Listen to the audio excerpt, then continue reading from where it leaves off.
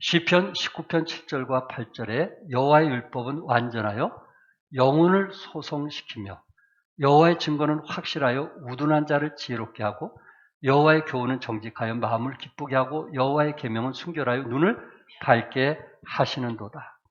영혼을 소송케 하고 지혜롭게 하고 또한 마음을 기쁘게 하고 눈을 밝게 하도다. 하나님의 말씀을 우리가 믿는다면 하나님 말씀을 가까이 하는 사람은 마음에 기쁨이 있어요. 우리 영혼이 신성감이 있어요. 늘 새로워져요. 그러면서 지혜를 얻게 되고 눈이 밝아집니다. 이런 귀한 말씀인데 왜 이 말씀을 가까이 하지 않을까? 하나님의 능력이 있음에도 평생 살아가면서 하나님의 능력 없이 살아가는 사람도 우리 주위에 있을 수 있습니다. 그렇다면 말씀의 능력을 누리면서 살기 위해서 우리가 해야 될 일이 무엇일까요? 오늘 세 가지로 말씀하고 있어요. 첫째는 하나님의 말씀으로 거듭나야 합니다. 18절에 그가 그 피조물 중에 우리로 한 천 열매가 되게 하시려고 자기의 뜻을 따라 진리의 말씀으로 우리를 뭐 하셨다 그랬어요? 낳으셨느니라. 우리를 뭐 하셨다고요? 낳으셨느니라. 여기서 우리를 낳으셨다는 말은 우리를 지으셨다는 뜻이 아니라 우리로 거듭나게 하셨다는 것입니다. 모든 사람은 육체적으로 출생하였기 때문에 결국 마지막은 사망의 길을 가게 될 것입니다. 마지막 모든 사람들은 이제 죽음 후에 심판을 받게 된다는 것입니다. 그러나 하나님의 뜻은 그리스도의 보혈의 능력으로 거듭나기를 원하는 거예요. 중생하기를 원하는 거예요. 새 생명 갖기를 원하는 거예요. 거듭난 자는 영적인 출생을 경험하면서 하나님과 함께 새하늘과 새 땅에서 영원히 함께 살 수 있게 되는 것입니다.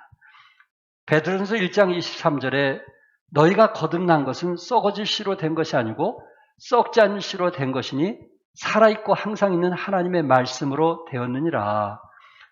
여러분과 제가 거듭난 것, 중생한 것, 또한 영생을 얻은 것은 썩어질 씨로 된 것이 아니고 뭘로 되었다 그랬어요? 뭘로 되었어요? 썩지 아니할 씨로 되었다 그랬어요. 썩지 아니할 씨로 되었다는 것이 거듭난 사람이라는 거예요. 썩지 아니할 씨로 거듭난 것이 생명을 얻었다고 했는데 그것을 뭘로 여기서 비유하고 있냐면 새 생명을 얻은 사람에게 비유하기를 살아있고 항상 있는 하나님의 말씀으로 되었느니라. 하나님의 말씀은 살아있고 항상 있는 말씀으로 표현을 했습니다. 여러분, 하나님 말씀은 살아있는 거 믿으시나요? 그러면 살아있는 말씀을 우리가 보게 되면 우리 안에 감동과 기쁨이 있는 거 믿으시나요?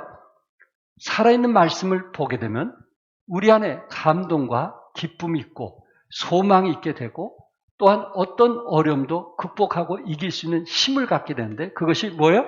하나님의 살아있는 말씀이에요. 중요한 것은 우리가 말씀에 대해서 얼마나 소중하게 여기냐 하는 것인데 하나님의 말씀은 썩지 아니할 씨로 되었다는 거예요.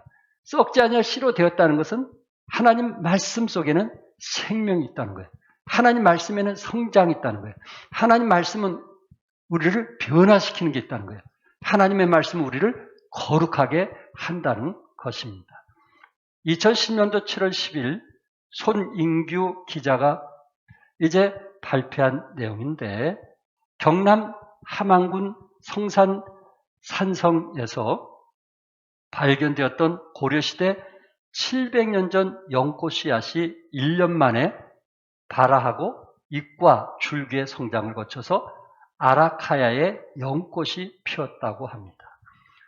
700년 전에 그 씨앗인데 그 씨앗을 땅에 심으니까 심지 않으면 그대로 있을 것인데 그 씨앗을 땅에 심으니까 발화하고 잎과 줄기의 성장을 거쳐서 아름다운 연꽃이 피었다는 것입니다. 그렇다면 하나님 말씀이 썩지 않았다면 그 말씀을 내가 믿고 받아들이면 우리 안에는 분명히 싹이 나고 잎이 피고 열매 맺을 것을 믿으시기 바랍니다. 일본이나 이집트의 문헌에도 몇백 년에서 몇천 년 된 연꽃이 피었다는 얘기가 전해지고 있습니다. 그 이유는 썩지 않는 씨는 반드시 꽃을 피우든지, 썩지 않는 하나님의 말씀은 살아있든지 변화가 이르든지, 또한 산 소망을 갖게 한다는 것입니다. 고린도전서 2장 14절에 육에 속한 사람은 하나님의 성령의 일들을 받지 아니하나니 이는 그것들이 그에게서 어리석게 보이며 또 그는 그것들을 알 수 없나니 그러한 일은 영적으로 분별되기 때문이라. 육에 속한 사람, 구원받지 못한 사람은 하나님의 성령을 받지 아니했거든요. 그렇기 때문에 성령을 받지 않는 사람, 성령을 모시지 않는 사람은 우리에게 하나님 말씀이 있다 할지라도 그는 썩지 않는 씨앗이 되는 것이 아니고 썩는 씨앗으로서 자기에게 아무 도움이 안 되는 거예요. 유익이 안 되는 거예요.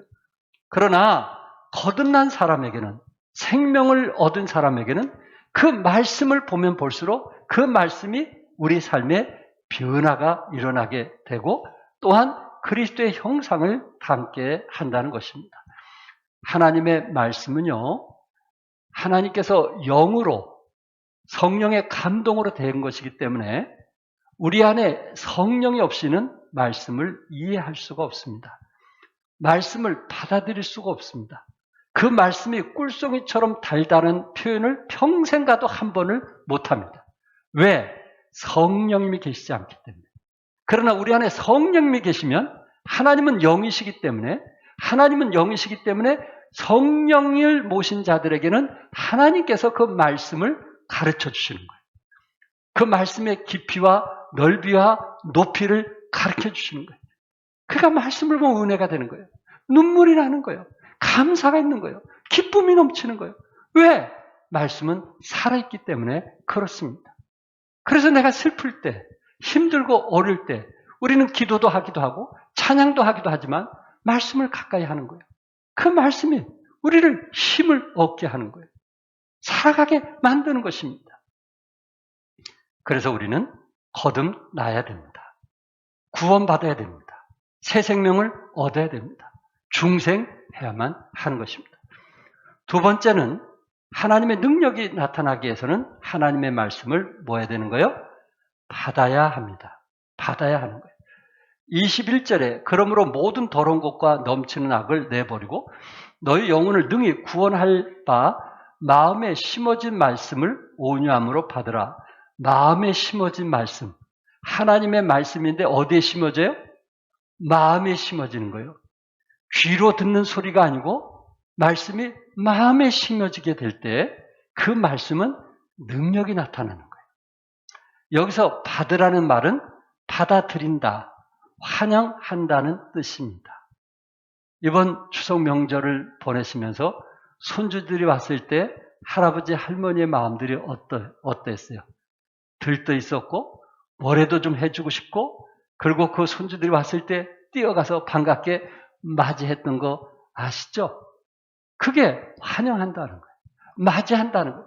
하나님 말씀을 들을 때 그런 마음으로 우리가 받아들이고 맞이할 때 우리 삶에 능력이 나타나는 거예요. 거룩한 삶을 살아가는 거예요. 이건 놀라운 거 아니겠어요? 그런데 중요한 것은 하나님 말씀을 받고 싶어도 받아들이지 못하게 하는 장애물이 있어요. 하나님 말씀을 듣고 싶어도 내가 그 마음에 씻겨지지 않는 경우들이 있어요. 그 이유가 무엇일까요? 오늘 본문에서 세 가지로 말씀했는데 첫 번째, 말씀의 방해자는 뭐 하는 거예요? 성내는 거예요. 성내는 거. 19절에 내 사랑하는 형제들아 너희가 알지니 사람마다 듣기는 속히 하고 말하기는 더디하며 성내기도 더디하라. 성내기를 좀 뭐하라 그랬어요? 더디하라. 더디하라. 사람이 쉽게 성내는 경우 하나님의 말씀을 받아들이기가 어렵습니다. 성낸다는 것은 분을 내는 것이고 분노는 우리의 마음밭을 황폐하게 만드는 것입니다. 그래서 마음에 분노를 품으면 하나님의 말씀을 들어도 집중이 잘 안 돼요. 마음속에까지 다가가지를 못합니다. 소리는 들으나 하나님의 음성은 듣지 못합니다. 분노라는 단어는 사전적인 의미에서 자신이 하고자 하는 일이 방해받을 때, 혹 어떤 대상에 의하여 좌절 상황을 경험할 때 그 대상에게 갖게 되는 공격적인 감정 반응을 말하고 있습니다. 사실 분노나 기쁨이나 슬픔이나 즐거움 다 누가 주신 거예요? 하나님이 주신 것입니다. 저 자신부터 분노하지 않았다 이렇게 말할 수 없어요. 화내보지 않았다 그렇게 말할 수 없어요. 성경을 사랑하고 기도하면서 하나님을 사랑하는 제 자신도 때로 화를 낼 때도 있고 분노할 때도 있습니다. 그러나 중요한 것은 화를 내지 않는 것이 중요한 것이 아니고 우리가 화가 났을 때 그것을 누가 잘 통제하고 절제하느냐 그게 더 중요한 거예요. 우리가 분노가 났을 때 그것을 어떻게 잘 컨트롤할 수 있느냐 그것이 진정한 능력이란 말이에요. 말씀을 가까이 하는 사람은 그 화가 났을 때 그걸 잘 통제가 되는데 말씀을 가까이 하지 않는 사람은 화가 났을 때 이게 통제가 안 되는 거예요. 네, 통제가 안 되는 거예요. 그래서 사랑하는 사람들에게 아픔과 상처를 더 많이 주는 거예요. 이런 경우 말씀을 들어도 기도해도 은혜가 될까요? 왜 은혜가 안 되는 거예요? 사탄은 항상 이런 공격을 통해서 하나님 말씀을 들어도 은혜가 되지 못하도록 우리들을 시험하고 유혹한다는 것을 기억하시기 바랍니다. 잠언 14장 17절에 노하기를 속해하는 자는 어리석은 일을 행하고 어리석은 자라고 그랬어요. 잠언 16장 32절에 노하기를 더디하는 자는 용사보다 낫고 용사보다 낫다고 그랬어요. 노하기를 절제하고 또 그것을 잘 컨트롤해서 자신을 이기는 사람은 바로 용사보다 나은 사람이다. 삶이란 바람소리일 뿐이다 라는 책에 아메리카 인디언이 곰을 잡는 방법을 소개하고 있습니다. 이 곰이 잘 다니는 길목에 꿀을 바른 커다란 돌덩이를 밧줄로 묶고 나뭇가지에 매달아 놓는다고 합니다. 그것을 발견한 곰은 꿀을 먹기 위해서 앞발을 들고 돌덩어리를 잡으려고 합니다. 그러면 돌덩어리가 곰의 앞발에 차여서 앞으로 밀려갔다가 뒤로 돌아오면서 곰을 때립니다. 한 대 얻어맞은 곰은 화가 나서 점점 더 세게 돌덩어리를 칩니다. 곰이 돌덩어리를 더 세게 치면 칠수록 돌덩어리는 더 큰 반동으로 곰을 후려치게 됩니다. 결국 곰은 돌덩이에 맞아 떨어져 사냥꾼에게 끌려가게 되는 것입니다. 화를 잘 내는 사람은 얻는 것보다 잃는 것이 많다는 것을 교훈해주는 이야기입니다. 야고보서 1장 20절에 사람이 성내는 것이 하나님의 의를 이루지 못하니라. 성내는 것이 하나님의 뭐를 이루지 못하는 거예요? 의를 이루지 못하는 거예요. 그렇구나. 내가 신앙생활 하면서 참 이 성이라는 거, 화라는 거, 이런 것 때문에 말씀의 은혜를 받지 못하면 되겠는가? 이것을 좀 내 삶에 잘 성령님의 도우심을 통해서 좀 자제하고 절제하고 컨트롤해서 정말 그리스도의 모습을 닮아간다면 얼마나 좋을까? 두 번째 말씀의 방해자는 뭐예요?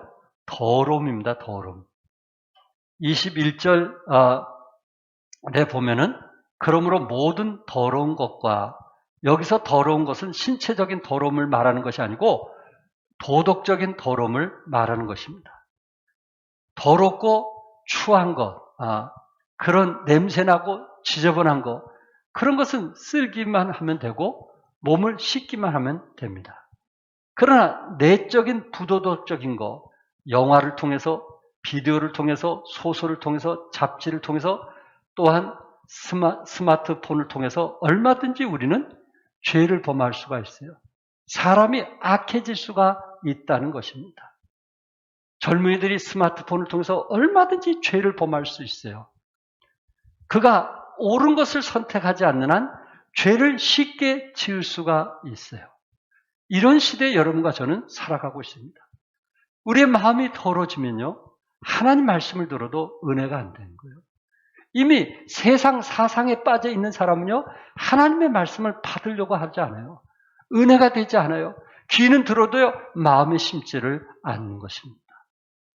세 번째는 말씀의 방해자는 넘치는 악입니다. 넘치는 악을 내버리라고 21절 했는데 이 악이란 말은 악독 혹은 악의를 말합니다. 다른 사람에 대한 악한 생각을 품는 것을 말합니다. 마음에 악한 생각을 품으면 하나님 말씀을 들어도 그게 은혜가 될까요? 축복이 될까요? 다른 사람에 대해서 내가 비난하는 마음이 있는데 하나님 말씀이 내 마음판에 잘 들어올까요? 그럴 수 없다는 거예요.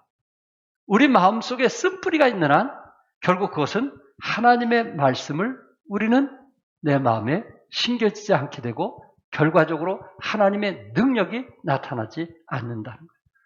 내 생활 현실 속에서 하나님의 능력이 나타나야 되는데 깊은 골짜기에서 슬픔과 아픔 속에서 하나님의 능력이 나타나야 되는데 내가 누구에 대한 깊은 그 속에 쓴뿌리를 가지게 되면 그것이 잉태가 되어서 결국은 악한 모습이 드러난다는 것입니다. 베드로전서 2장 1절과 2절에 그러므로 모든 악독과 모든 기만과 외식과 시기와 모든 비방하는 말을 버리라. 악독을 버리라. 하나님의 말씀을 듣기 위해서는 뭘 버리라고요? 악독을 버리라. 쓴뿌리를 버려라. 다른 사람에 대해서 십자가로 용서하라. 그렇게 될 때, 1차적으로 그렇게 될 때 갓난 아기들 같이 순전하고 신령한 젖을 사모하라.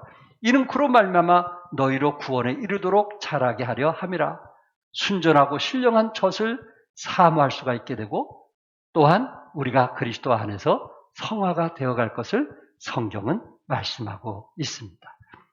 순전하고 신령한 젖은 하나님 말씀인 거 아시죠? 이 신령하고 순전한 젖을 우리가 먹기 위해서는 성냄이라든지 더러움이라든지 악독을 버려야 합니다. 이것을 버리지 않으면 밭에 잡초와 같이 심지도 않은데 그 잡초가 무성한 거예요. 이것을 버리지 않으면은 우리는 그 잡초에 의해서 하나님 말씀이 은혜가 되지 아니하고 30배, 60배, 100배의 열매를 기대할 수가 없는 것입니다.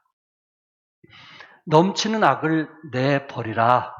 이 내버리라는 그 단어의 뜻은 옷을 벗어 버린다는 거예요. 우리가 의지를 가지고 화를 낸다든지 또한 더러운 것이라든지 또한 악이 상대방에 대해서 미움을 갖는 것은 내가 스스로 옷을 벗어버리는, 이건 자기만이 할 수 있는 거예요. 옷을 벗어버리라는 거예요. 히브리서 12장 1절에 모든 무거운 것과 얼매기 쉬운 죄를 벗어버리고, 무거운 것과 얼매기 쉬운 죄를 뭐하라고요? 벗어버려야 우리는 목표를 향해서 달려갈 수 있다는 거예요. 분노와 더러움과 악을 멀리한 후에 어떤 태도로 말씀을 드려야 할 것인가라는 것을 말씀하고 있는데, 우리는 1차적으로 그것을 버리고 2차적으로 이제 우리는 어떤 태도로 말씀을 드려야 될까요? 21절에 너희 영혼을 능히 구원할 바 마음에 심어진 말씀을 온유함으로 받으라. 마음에 심어진 말씀을 어떠함으로 받으라 했어요? 온유함으로 받으라. 사실 온유함이라는 것은 겸손함을 말하고 있거든요. 여러분, 온유한 사람이 줏대 없는 연약한 사람이라는 것은 아니라는 거 아시죠? 왜냐하면 우리 예수님이 온유한 거 아시죠? 줏대 없고 약하기 때문에 온유한 게 아니에요. 오히려 힘이 세고 그리고 가진 것 많고 능력 있고 배운 것 많지만 주님 앞에 자신을 내려놓은 상태를 말하는 거예요. 그럴 때 하나님 말씀이 마음에 와닿게 되고 하나님의 말씀이 마음에 심겨지게 된다는 거예요. 이렇게 되면 영성이 밝아지고요. 나의 슬픔과 아픔과 깊은 골짜기 삶에서 말씀의 능력을 힘입어 일어서게 되는 거예요. 그래서 하나님 말씀이 마음에 심겨지게 되고 21절에 하는 말씀 마음에 심겨지면 뭘 받게 됐냐면은 구원받을 수 있다는 것을 말해주고 있어요. 이 21절에 구원에 대해서 말하고 있는 거예요. 그렇구나. 여러분 어때요? 예수 믿고 구원받으셨을 때 어떻게 예수 믿고 구원받았어요? 겸손을 통해서 말씀이 와닿았어요? 교만을 통해서 말씀이 와닿았어요? 겸손이죠? 예수 믿고 구원받을 때는요, 내가 자만한가 교만한 것이 아니고 그 말씀을 받고자 하는 그런 겸손한 태도 때문에 예수 믿고 구원받은 거거든요. 이처럼 하나님 말씀을 받는 태도는 어떤 태도냐면은 온유한 태도가 돼야 된다는 거예요. 그래 하나님 말씀을 받아들일 수 있고 우리 삶에 기적이 일어나는 거예요. 늘 이 불편한 관계 속에서는 하나님의 말씀이 능력이 결코 나타날 수 없다는 것을 성경은 우리에게 말해주고 있습니다. 도스토옙스키 여러분 아시는 분들도 계실 거예요.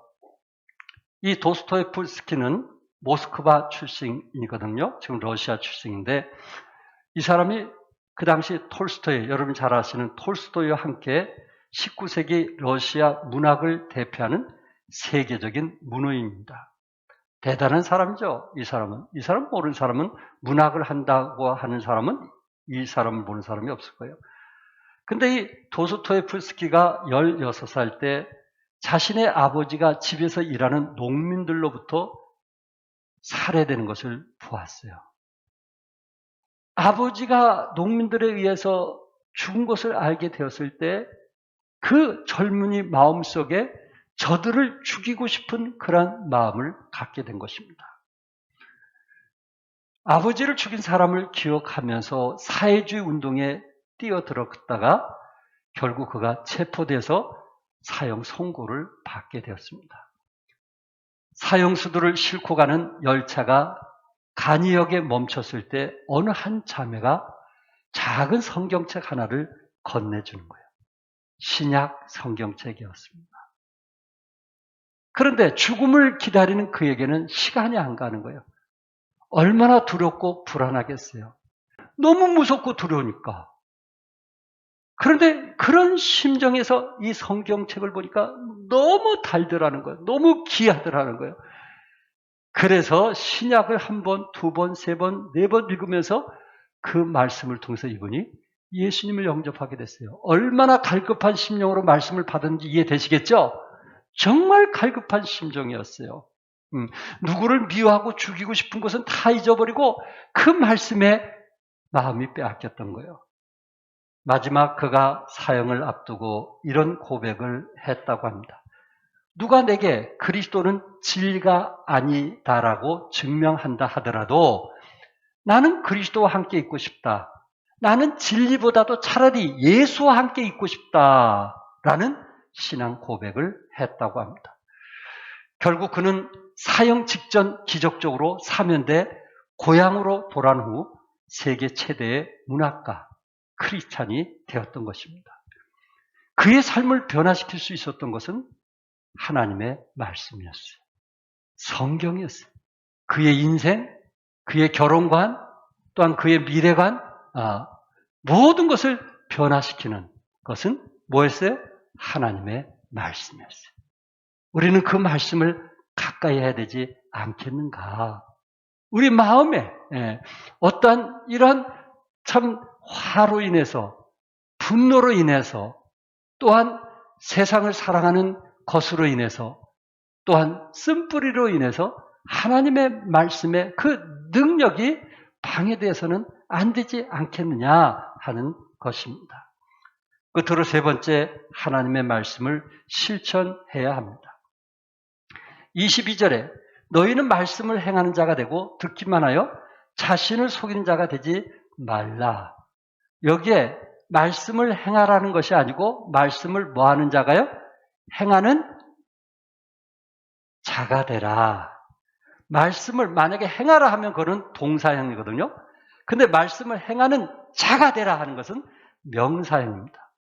이 말은 좀 더 강조한 말씀이 있는 거예요. 예를 들어서 너 가서 싸우라 하면 싸울 수 있어요. 한두 번. 근데 너는 싸우는 군사가 되라 하는 것은 자기 삶을 평생 들여서 싸우는 일에 희생하라는 거예요. 너는 다른 사람을 가르치라 하면 한두 번 가르칠 수 있죠. 그러나 너는 교사가 되라든지 학교 선생이 되라고 하면 평생 가르친 일에 헌신을 말하고 있는 거예요. 너는 오늘 가서 좀 집을 수리하라 라고 말할 수 있겠죠. 내가 필요할 때 집을 수리할 수 있죠. 그러나 건축가가 되라는 것은 평생 살아가면서 건축일에 네 몸을 바치라는 거예요.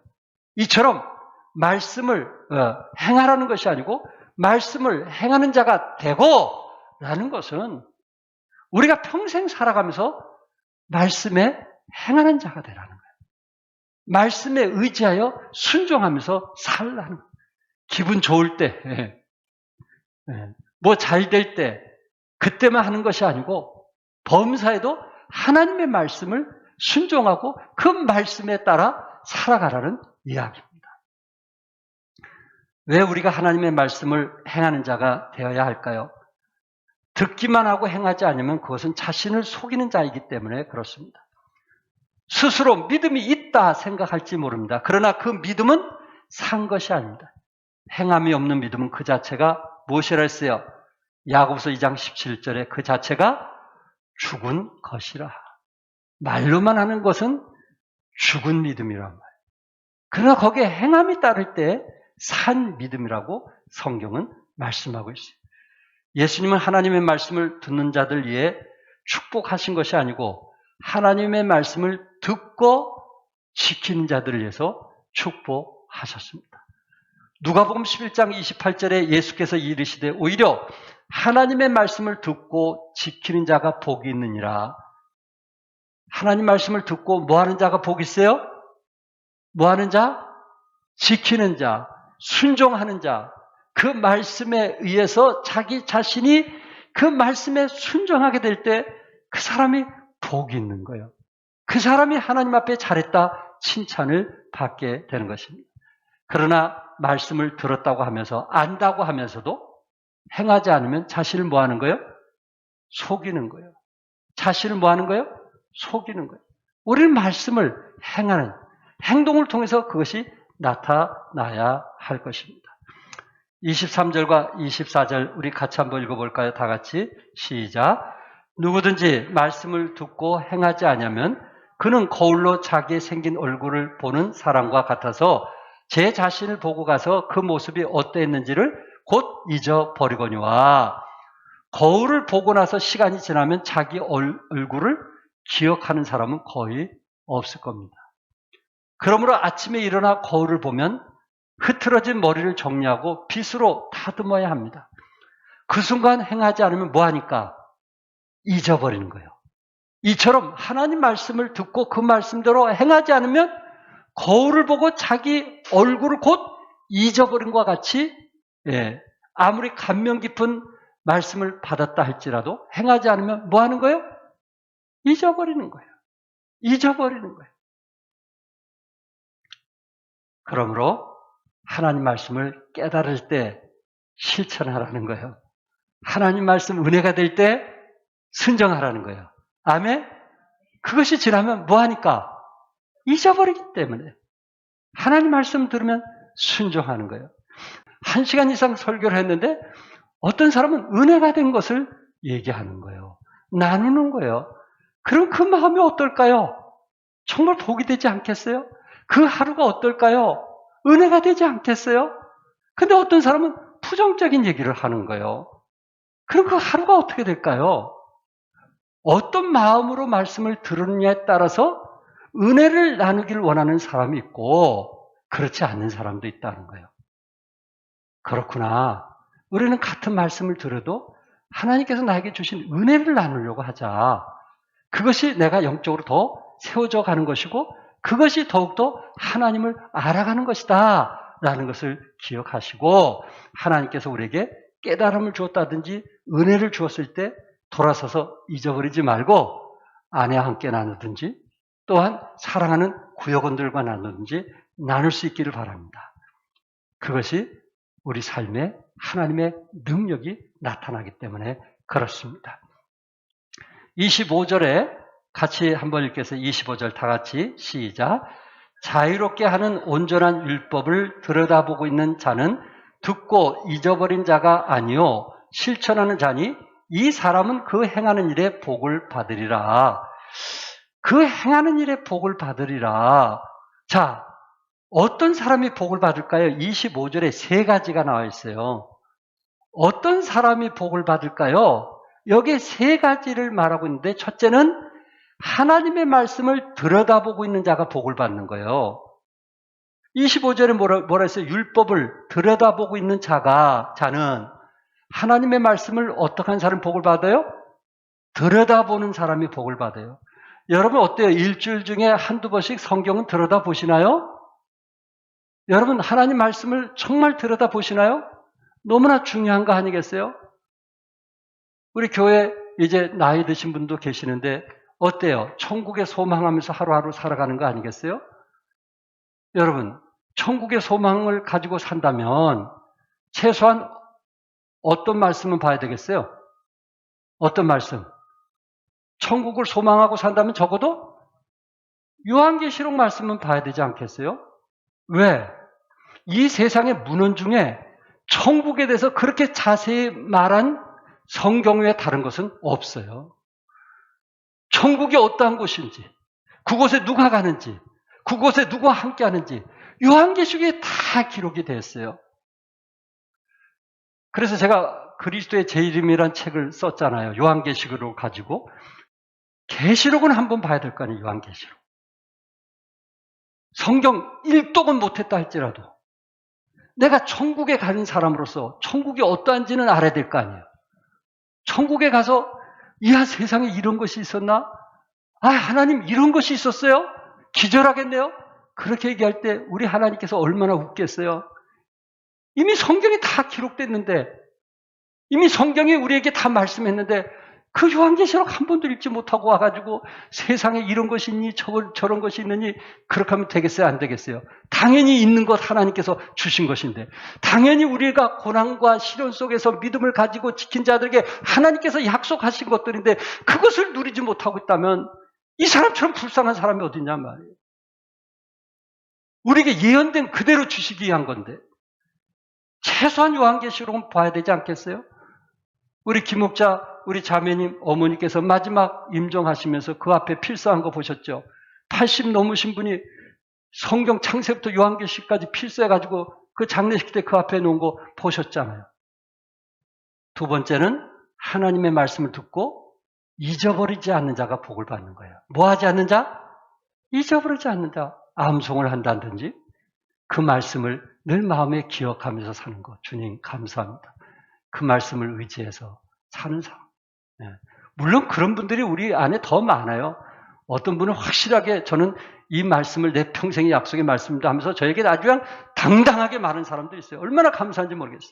하나님 말씀을 잊어버리지 않는 사람. 또한 세 번째 하나님의 말씀을 듣고 행하면 복을 받는 거예요. 하나님 말씀을 들여다보고 있는 사람. 또한 하나님의 말씀을 잊어버리지 않는 사람.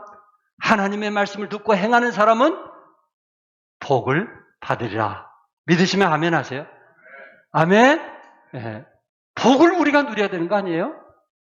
하나님께서 이렇게 복을 약속했잖아요. 우리가 누려야 되는 거 아니에요? 하나님께서 복은 어디든지 있는데 그 복을 누리라고 주신 거 아니겠어요?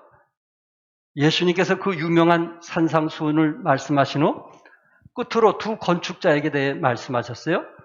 두 사람이 집을 지었습니다.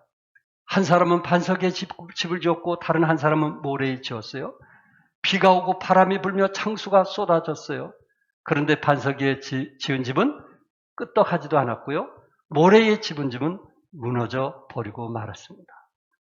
근데 이 비유를 말씀하면서 뭘 얘기하고자 한 거예요? 뭘 얘기하고자 한 거예요? 결국 이 비유의 내용은 하나님 말씀을 듣고 행하는 자는 반석에 집을 짓는 사람이고요.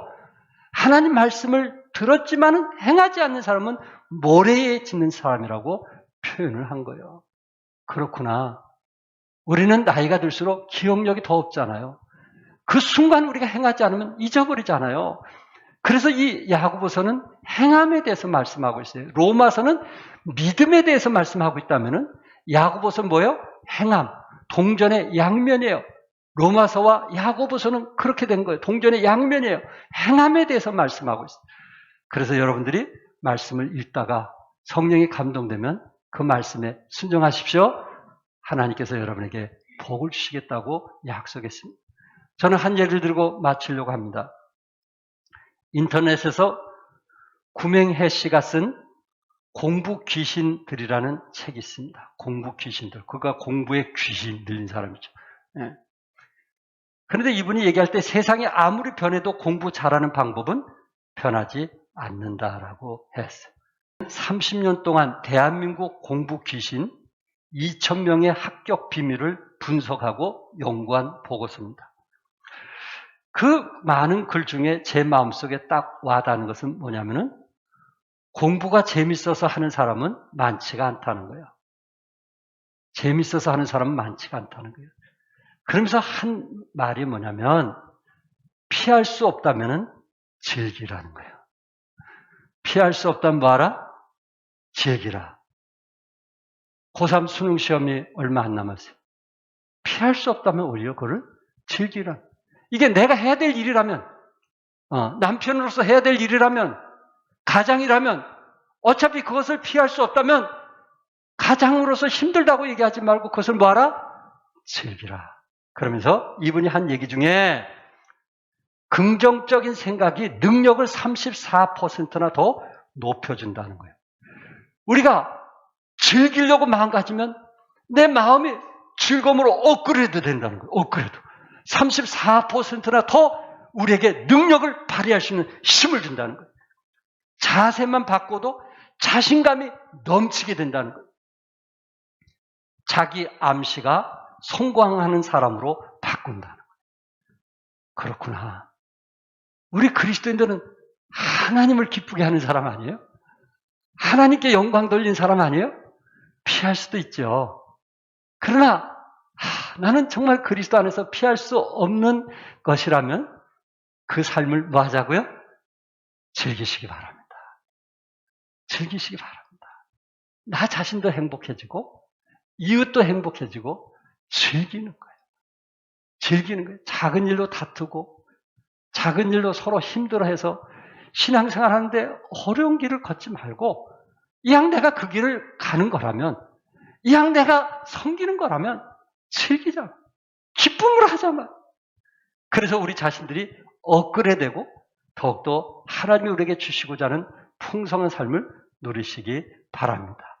사랑하는 성도 여러분, 우리가 하나님 말씀을 듣고 그 말씀에 은혜가 되었으면 그때마다 순종해서 하나님께 영광 돌리는 여러분과 제가 되기를 주님의 이름으로 축복합니다. 우리 다 같이 기도하겠습니다.